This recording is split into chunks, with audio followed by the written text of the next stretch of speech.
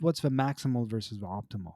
Well, maximal, I mean, maximal often suggests, again, effort, that we're putting in a maximum Ah. effort. But if that effort that we're putting in is not this, well, in training, if it's something that we can't make adaptations to, so we're not, either mentally or physically, mentally making, like you're actually learning how to do Mm. something better, physically making physical adaptations, whether we're talking about strength of our muscle fibers or the amount of energy that we're using.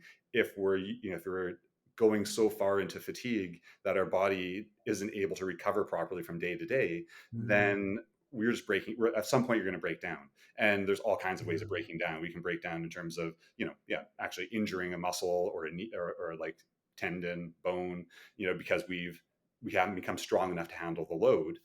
Or mentally, that or energy wise, we can talk about the energy side of things, that you just haven't built up the capacity to be able to handle it, again, on a daily basis, until you finally just, I mean, at the extreme, people develop, chronic fatigue disorders and that kind of thing, Mm. and they're forced to stop, right? Yeah. We have a The body shuts. Yeah. Yeah. Yeah, we have a famous doctor in the city here, right, in Vancouver, Dr. Gabor Mate, right, who wrote the When the Body Says No. Eventually, if you keep on pushing, pushing, pushing, your body will tell you to stop. It'll Yeah. make you stop, right? So pushing to the maximum. Maybe we go there on race day sometimes. That's kind of like, that's your testing ground, and hopefully Yeah. your testing ground, you are 100% healthy, you're rested, you're ready for that challenge, so that if you push yourself to the maximum, you don't put yourself into a state of injury or long-term fatigue. You can bounce Mm. back from quickly because you're so well prepared that you can actually then, take, a few days, maybe a week or a few weeks if it's a really long event, and then pick up where you left off and keep on Keep going. on going. Yeah. Healthy, right? But a lot of people go to the well, and they go to a place where, and I think there's reasons for why people do it. I've coached ultra marathoners before, and people that do multi-day races, and Mm. hundreds of kilometers at a single stretch. And Wow. there's it's admirable to to see what they're trying to do. They are trying to go to a place where the body is saying stop. Like, Yeah. don't do this. Like, I'm Yeah. exhausted. I have nothing left. And we will push beyond that and see where those limits of human endurance and tolerance and that kind of stuff are. Mm.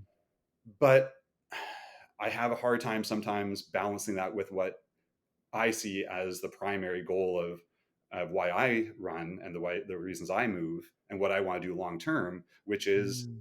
caring for myself, for health. I don't want the goals and I love competition. It's the game, right? It's the game Mm. element of what I do. That's the celebration day, where you all the way, like, you've done all this training and all these daily habits, and hopefully you enjoy those on their own level. That Yeah. it becomes internalized, that you actually, this is the way I love to live, right? I love the process. But that Mm. that testing ground is like, let's go. I have all this ability now that I've built over time. Let's go and test it out, right? But that's game day, right? That's like, Yeah. you should be having fun, and it shouldn't. If you do it in the right circumstance and you do it in a balanced way, you don't do it too often, you don't over race, and over challenge yourself, that it's not necessarily a opposed to the idea of long-term health, right? It can Right. balance with it. So I don't want to put judgment on people who want to go to the limit and test something else inside them. That perseverance of like, Right. what happens when I'm really at this place of just like complete, like, almost hopelessness. Like, I think people Yeah. want to go there sometimes. They want to see whether they want to test their mettle, right? So I do understand it, but I'm also like, be careful, like, Yeah. be careful with it, like, and ask yourself why. Why do you want to go there?